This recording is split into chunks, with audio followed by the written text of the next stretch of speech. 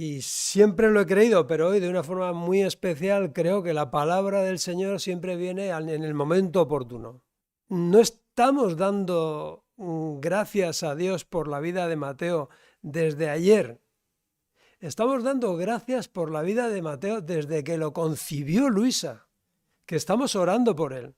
Actuamos en función de lo que creemos, no de lo que sabemos. Hay personas que saben perfectamente qué tienen que hacer, pero no lo hacen, no pueden. Sin embargo, cuando tú crees en algo firmemente o cuando yo creo en algo firmemente, actúo en consecuencia. Nuestros actos, y no solamente nuestras palabras, hablan de nuestra fe viva. Es decir, cuando llega la prueba,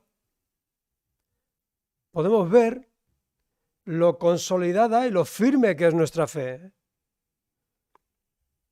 No se trata de creer en Jesús, se trata de creer a Jesús, ¿verdad? Y el domingo pasado veíamos 5 declaraciones de Jesús. Una de ellas es que Él da vida. Dice, igual que mi Padre resucita a los muertos, así, yo doy vida a quien quiero. Entonces entendemos que desde el comienzo de la vida, desde la gestación de un bebé, es porque Él ha querido. Amén. Nosotros somos el pueblo de Jesús, no nosotros solamente, sino junto con toda su iglesia. Y como tal somos pro vida. Cuando comenzó la pandemia y nos metieron en casa, y digo pandemia entre comillas, nos metieron en casa, pues hubo algo muy curioso que ocurrió en los supermercados, es que se agotó el papel higiénico. ¿Y a dónde voy? Compramos papel higiénico porque vimos que otros compraban. Compramos papel higiénico porque la estantería estaba vacía. Compramos papel higiénico porque creímos que nos íbamos a quedar sin él. O sea, creímos y actuamos. Y nosotros somos personas de fe que hemos creído a Jesús. Y como consecuencia esto tiene que afectar todas nuestras decisiones y actuaciones. O sea, no solamente lo que decimos, sino también cómo obramos, cómo actuamos, ¿no? La fe es activa. Yo a veces comparo la fe con una mano que Dios me regaló. Sin fe es imposible agradar a Dios. Pero es que además no nos hacemos con las cosas que Él nos da. Como decía el apóstol Pablo en 2 Corintios, dice, teniendo el mismo espíritu de fe, conforme a lo que está escrito, creí. Por lo cual, hablé, pero no solamente hablé. Dice un poco más adelante en el capítulo 5 de 2 Corintios, verso 7, pues vivimos por lo que creemos,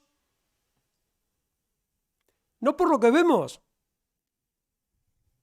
Claro, la persona de fe vive por lo que cree, actúa en función de lo que cree. Dice, vivimos por lo que creemos y no por lo que vemos, porque por fe andamos, no por vista. Entonces, decíamos el domingo pasado, una de las declaraciones de Jesús en el verso 21 del capítulo 5, decía, así como el Padre da vida a los que resucita de los muertos, también el Hijo da vida a quien Él quiere. Y no solamente vida física, sino vida eterna. Pues vamos a hablar de toda la vida y veremos cómo esta vida empieza ahora, pero se alarga en la eternidad. Esa es la verdadera vida. ¿Crees lo que Jesús dice? ¿Realmente que Él es el que da la vida? De ahí el título. Así creo, así actúo. La Iglesia cristiana, con mayúsculas, la forma toda persona que tiene esa fe en la obra de Jesús, en las palabras de Jesús. La Iglesia es como un barco de rescate que va recogiendo náufragos que van a la deriva en la oscuridad de la noche.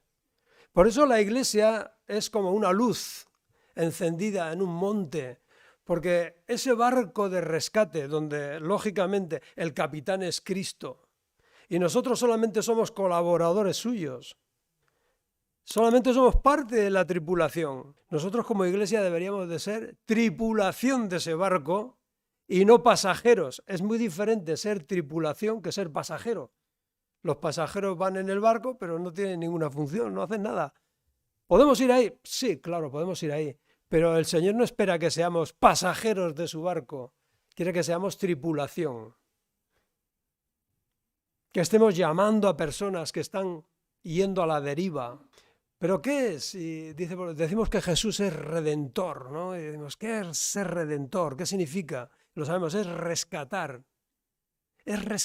es sacar de la esclavitud al cautivo mediante el pago de un precio. Rescatar es recobrar, por precio o por fuerza,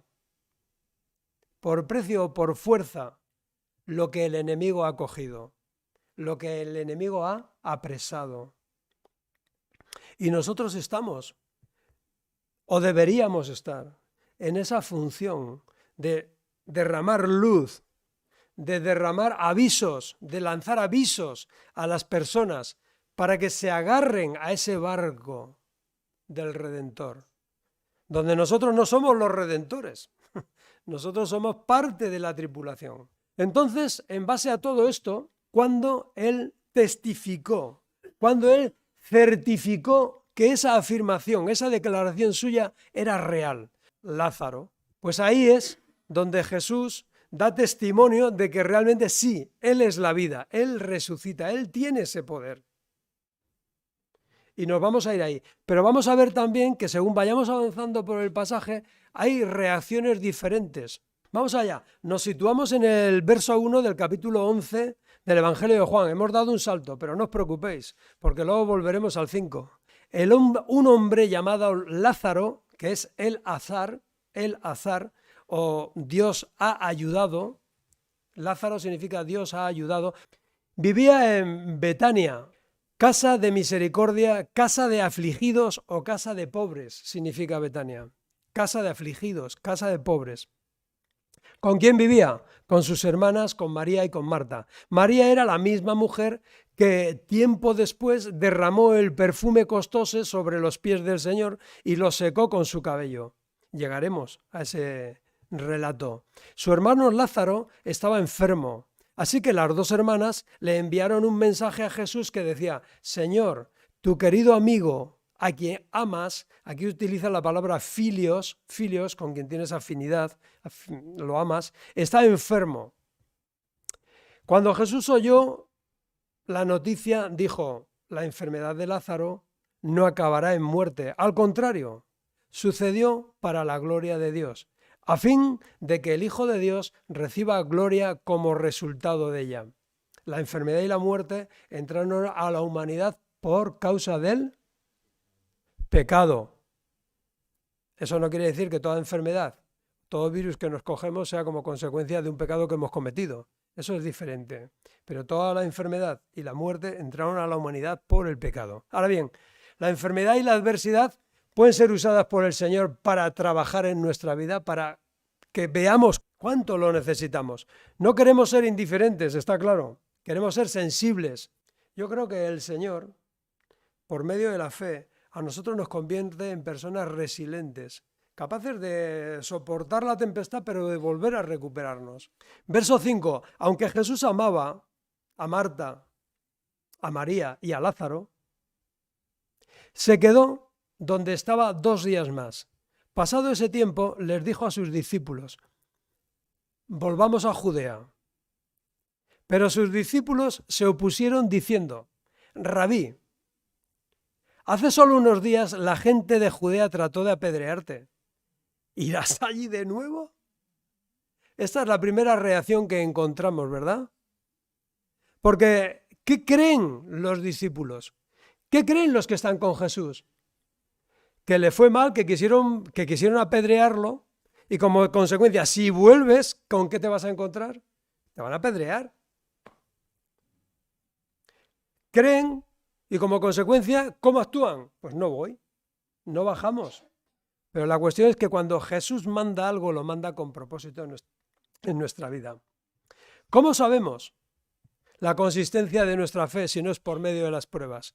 No es que le estemos demostrando a Dios cuánta fe tenemos, es que nosotros nos damos cuenta de cuál es nuestra realidad.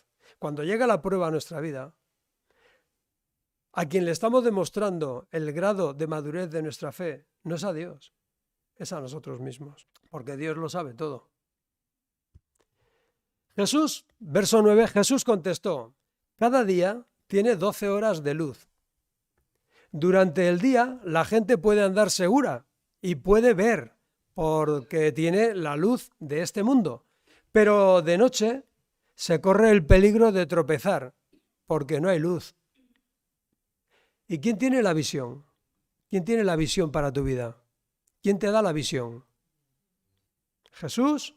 Después, verso 11, agregó, nuestro amigo Lázaro se ha dormido, pero ahora iré a despertarlo. Señor, dijeron los discípulos, si se ha dormido, pues pronto se va a poner bien, ¿verdad? Una reacción muy humana, natural. Segunda reacción, la aplicación terrenal de lo que sucede, la interpretación terrenal. Dice, si ellos aplican lo que creen, ¿eh? Dice, nosotros creemos que si está durmiendo se está recuperando. Se pondrá bien enseguida. ¿Para qué vas a ir a Judea? El éxito en esta vida, ¿verdad? Parece estar sujeto a que todo nos vaya bien, ¿verdad? ¿A que sí?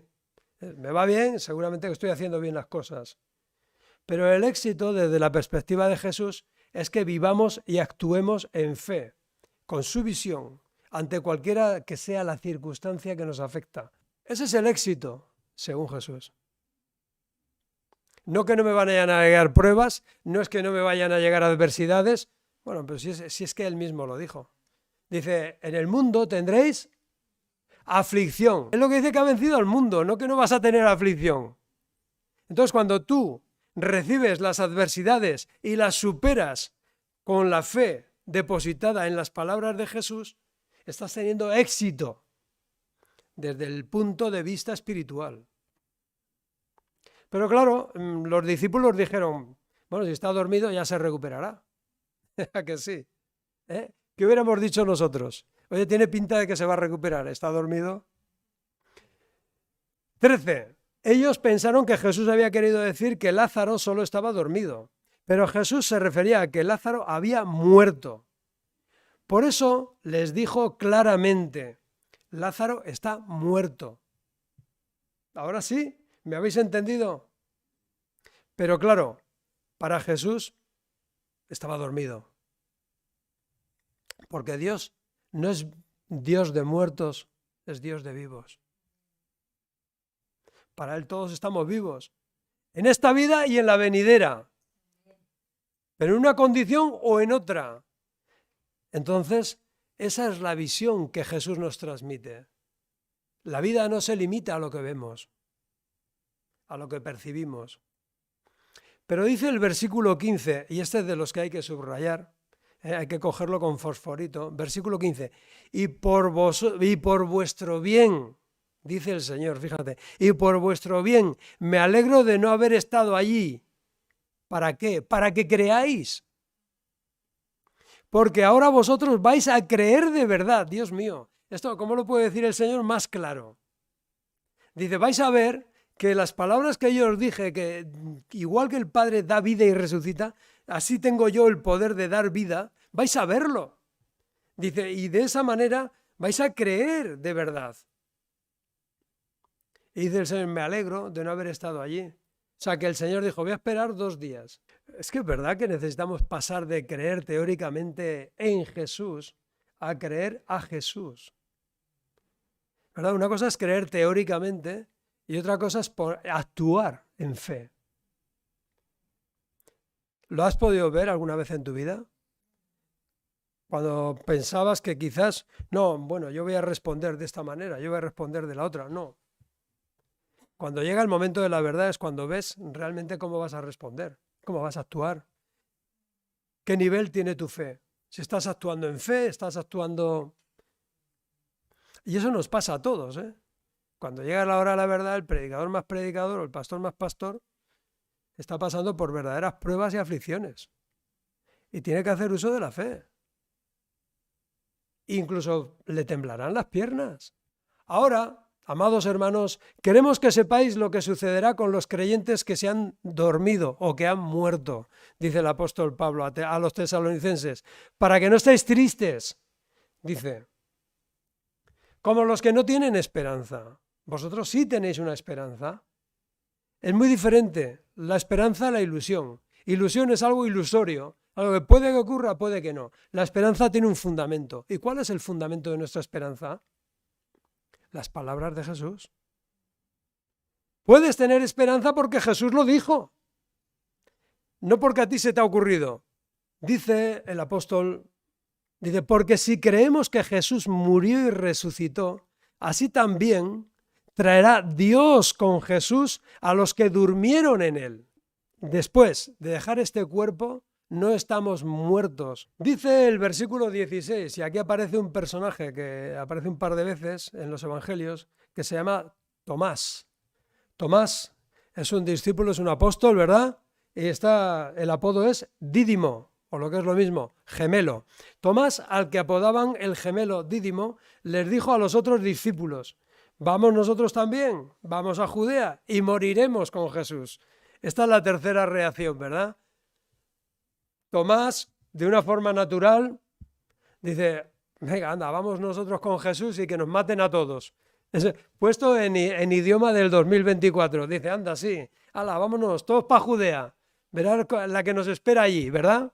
No está haciendo uso de la fe, no está haciendo uso de lo que le acaba de decir Jesús. Jesús le acaba de decir, dice, me alegro de no haber estado allí, porque ahora vais a creer de verdad.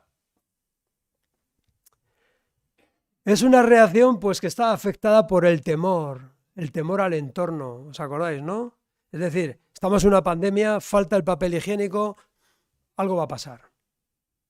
Voy a comprar yo también, ¿no? El temor a las circunstancias.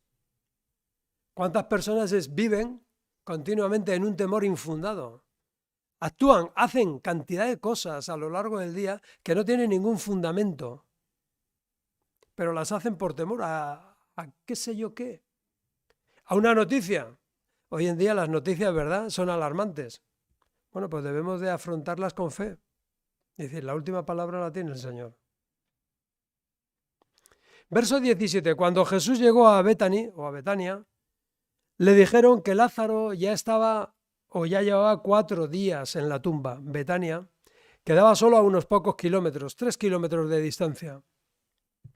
Y mucha gente se había acercado para consolar a Marta y María por la pérdida de su hermano. Ahí estaban las personas conocidas que dijeron, bueno, poco podemos hacer, vamos a intentar consolar a estas 2 hermanas. Verso 20, cuando Marta se enteró de que Jesús estaba por llegar, salió al encuentro, pero María se quedó en la casa. Marta le dijo a Jesús, Señor, si tan solo hubieras estado aquí, mi hermano no habría muerto, pero aún ahora yo sé que Dios te dará todo lo que pidas. Jesús le dijo, tu hermano resucitará. Es cierto. Y aquí hay algo muy curioso, que Jesús nunca llega tarde, el Señor nunca llega tarde, ¿eh? Llega cuando tiene que llegar. ¿Marta tenía fe? Sí. ¿Creía en Jesús? Sí. Pero creo que su fe debería de ser probada, creo que su fe debería ser testada. Es cierto, dijo Marta en el verso 24, resucitará. Cuando resuciten todos. En el día final, Jesús le dijo, otro versículo para subrayar con fosforito y fuerte, yo soy la resurrección y la vida. El que cree en mí vivirá aún después de haber muerto. Todo el que vive en mí y cree en mí jamás morirá. Ahora la pregunta, le dice Jesús, ¿lo crees, Marta? Y es la misma pregunta que el Señor nos hace a nosotros. ¿Lo creemos de verdad? ¿Qué parte juegan las palabras de Jesús en mis decisiones? Porque si esto que acaba de decir Jesús, yo lo creo firmemente, muchas cosas que hago dejaré de hacerlas y otras que no hago empezaré a hacerlas. ¿Por qué? Porque tendré una fe activa, una fe verdadera en lo que Jesús dice, que muy claramente, todo el que vive en mí y cree en mí jamás morirá. Se trata de vivir en esperanza, porque hay cosas que no vamos a poder evitar. Dice el verso 27, sí, Señor, le dijo Marta, sí, Señor. Le dijo ella, siempre he creído que tú eres el Mesías, el Hijo de Dios, el que ha venido de Dios al mundo. Luego Marta regresó donde estaba María y los que se lamentaban. la llamó aparte y le dijo, el maestro está aquí, quiere verte. Entonces María salió enseguida a su encuentro. Jesús, verso 30, todavía estaba fuera de la aldea. Al llegar donde se había encontrado con Marta, el lugar donde se había encontrado con Marta, cuando la gente que estaba en la casa consolando a María la vio salir con tanta prisa, creyeron que iba a la tumba de Lázaro a llorar. Así que la siguieron. Cuando María llegó y vio a Jesús, cayó a sus pies y dijo, Señor, si tan solo hubieras estado aquí, mi hermano no habría muerto. Y aquí quiero pararme un poco, porque hay fe, pero hay una fe inmadura y hay una fe madura, una fe sólida. La fe inmadura nos hace pensar cómo debe actuar Dios. Si hubieras estado aquí, no hubiera muerto. Es una fe inmadura. Si hubieras estado aquí, no hubiera muerto. Pero Jesús llega en el momento preciso, en el momento oportuno. Una fe madura actúa confiando en la perfecta voluntad de Dios. Ha sucedido así porque Dios lo ha permitido. Una fe infantil nos lleva a querer vivir eternamente en este cuerpo humano. Eso es una fe infantil. Una fe madura nos permite vivir ya en la vida eterna. Y esto es muy importante, porque si has nacido de nuevo, si tienes tu fe puesta en la obra de Cristo, sabes que has nacido de nuevo a una vida eterna, que ya comenzó, que ya puedes disfrutar, que ya puedes vivir. El otro día veía una película que se titula El padre Stu, de Stuart, padre Stuart. Está muy bien. Bueno, había una frase que nos llamó mucho la atención. Dice, no somos un cuerpo con una experiencia espiritual. Somos un espíritu con una experiencia humana. Y me llamó la atención. Digo, uy, qué fuerte, qué bonito y qué real. No eres un cuerpo con una experiencia espiritual. No te equivoques. Eres un espíritu con una experiencia humana. Porque el espíritu lo da Dios y vuelve a Dios. Y el polvo vuelve al polvo de donde salió. Y si esta perspectiva no nos cambia, no hemos creído en lo que Jesús dijo, que Él es la resurrección, que Él da vida. Cuando Jesús la vio llorando a María y vio a la gente lamentándose con ella, se enojó, se molestó, se perturbó. ¿Pero por qué? ¿Porque Lázaro había muerto? ¿O por lo que estaba sucediendo en aquel entorno? La vio llorando, los vio llorando a todos y dice que Jesús se perturbó, se enfadó, se molestó y se conmovió profundamente. ¿Dónde lo pusieron? Ellos dijeron, Señor, ven a verlo. Entonces Jesús lloró. A nosotros tampoco nos alegra el dolor ni la separación de las personas, ni la enfermedad. Nosotros somos pro vida, lo hemos dicho al principio de la predicación, somos pro vida. O sea que si tú, por ejemplo, trabajas en un entorno sanitario, estás ayudando a personas que puedes poner en manos del Señor para que te ayude, para que seas de bendición. Deberíamos de aprender a pensar más cómo se siente Dios que cómo nos sentimos nosotros. Esto también es una fe madura. Cuando empezamos a pensar, cuando vamos a la palabra, cuando vemos nuestros actos y lo mal que lo estamos pasando y las consecuencias de nuestros errores, lamentamos cómo estamos sufriendo, lamentamos en qué situación estamos, pero ¿realmente lamentamos cómo está sintiéndose Dios? Porque claro, el arrepentimiento tiene mucho de eso, ¿verdad? El arrepentimiento es, Señor, perdóname, porque tú tenías razón y yo no, me equivoqué. Una fe madura empieza a ver las cosas de otra manera, empieza a ver cómo se puede sentir Dios con lo que yo estoy haciendo o con lo que me está sucediendo.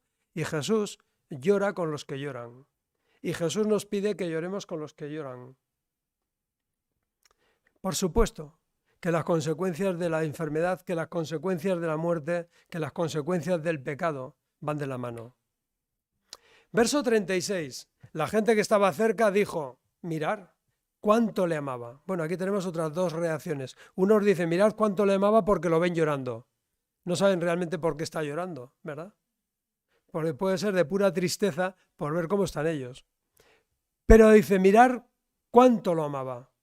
Y hay otra reacción, verso 37. Pero otros decían, este hombre sanó a un ciego. ¿Acaso no podía impedir que Lázaro muriera?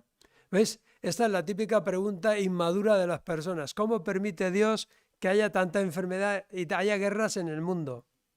O sea, se le achaca a Dios el que haya guerras. Se le achaca a Dios el que haya males. No se le obedece, no se le tiene en cuenta, no se considera lo que Él dice. No.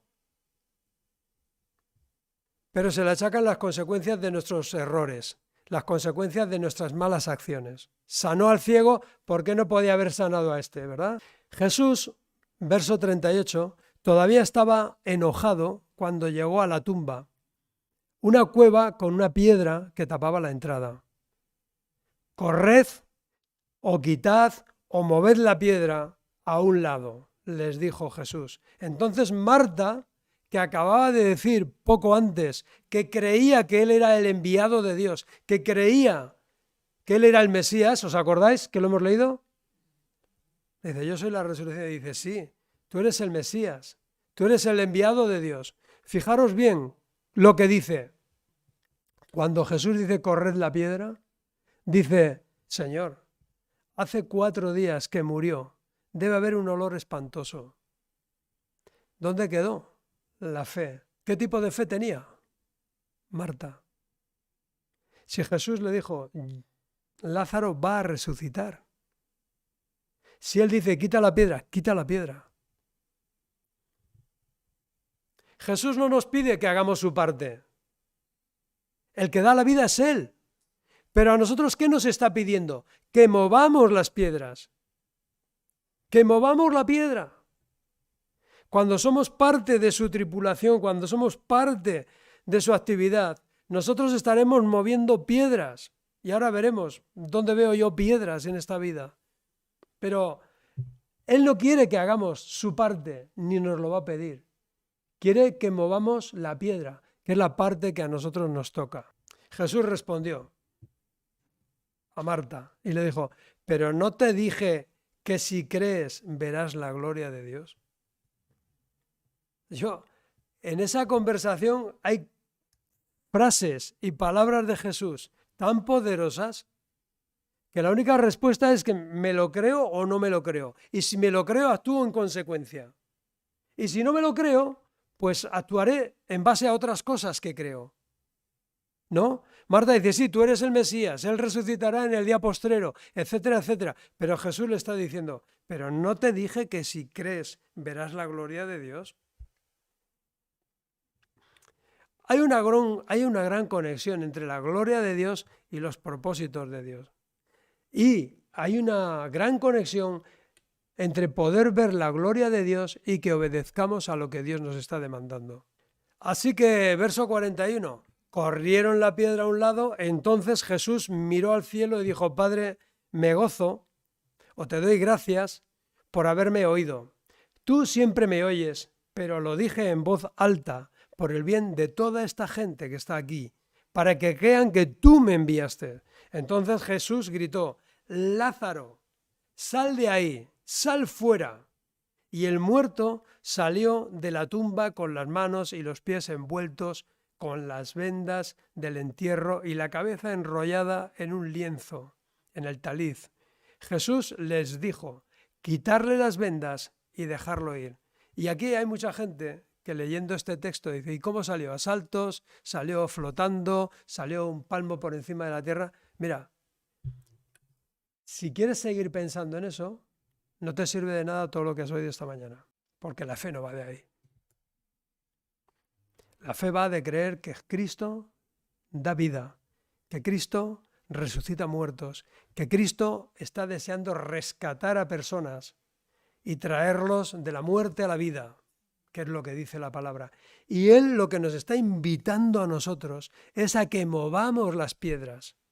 Y mira, hay una piedra. Estamos en una sociedad, y lo voy a decir muy claro, aunque sé que esto pues al final, que es la sociedad regida por la cultura de la muerte, donde las tumbas a veces son vientres de mujer.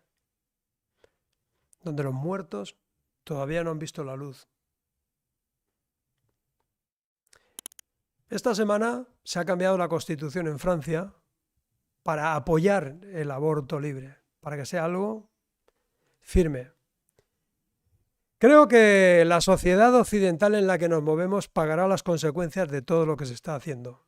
Esas son auténticas piedras sociales. Nosotros como creyentes estamos llamados a mover piedras y a no decir sí a todo, sino decir que desde el momento en que es concebida una criatura y tiene vida, porque se la ha dado Dios, nosotros la vamos a defender. Que no vamos a apoyar nada que signifique dañar la vida de otras personas, por muy buenas intenciones que se tengan. Nosotros como hijos de Dios, como hijas de Dios, estaremos a favor de defender la vida, de defender el bien, de luchar contra la enfermedad, de intentar rescatar personas. ¿Dónde hay más piedras, verdad? Porque luego dice el Señor Jesús, quitadle las vendas. ¿Cuántas personas andan por la vida con vendas de muerto, verdad? Atados a consumos de drogas, a tóxicos. Nosotros estamos llamados a decirles a esas personas que pueden andar libres de esas ataduras. Ese es el barco de Cristo. Esa es la iglesia de Cristo. Es una iglesia pro vida. Nosotros tenemos que estar unidos a Cristo y actuar en fe, creyendo que las personas, por muy atadas que estén a las cosas, pueden ser liberados por el poder de Cristo. Yo soy un ejemplo de eso. Y yo sé que aquí hay más personas que han estado atadas de pies y de manos, que han estado en una auténtica tumba, que aunque estaban vivos físicamente, estaban muertos espiritualmente. Y ahora estáis vivos, ¿pero para quién? Para la gloria de Dios. Y ahora os habéis subido al barco de Cristo, ese barco de rescate, que sigue emitiendo una luz poderosa para que todo el que tenga ese brazo de fe se pueda asir y subir a ese barco. Y nosotros como iglesia vamos a fomentar la vida, vamos a fomentar el bien y la libertad de las personas, el que se pueda elegir, el que se pueda reaccionar. Pero recordar, estamos en una cultura donde a las personas que ya no sirven se les aparta, porque ya no se puede sacar más provecho de ellas. Es la cultura de la muerte. Y nosotros como iglesia de Cristo, como personas que estamos a favor de la vida, ¿a qué estamos esperando? Pues depende de cómo crea, así actuaré. Muchos de los que aquí estamos, ¿verdad? O todos, hemos experimentado el poder de Dios en nuestra vida, un poder liberador, sanador. Ahora lo que el Señor espera de nosotros es que ejerzamos la fe, que tengamos una fe activa, que sea útil para otras personas, donde hay piedras y donde hay vendas para que nosotros podamos quitarlas. Marta necesitaba que su fe madurara, porque no es lo mismo creer en un Mesías, que Dios visitó al mundo, que un Mesías que está actuando ahora en tu vida y en la vida de los que te rodean. Con eso, no es lo mismo pertenecer a algo que comprometerse con algo. Y Jesús lo que quiere es que nos comprometamos en su obra. Amén.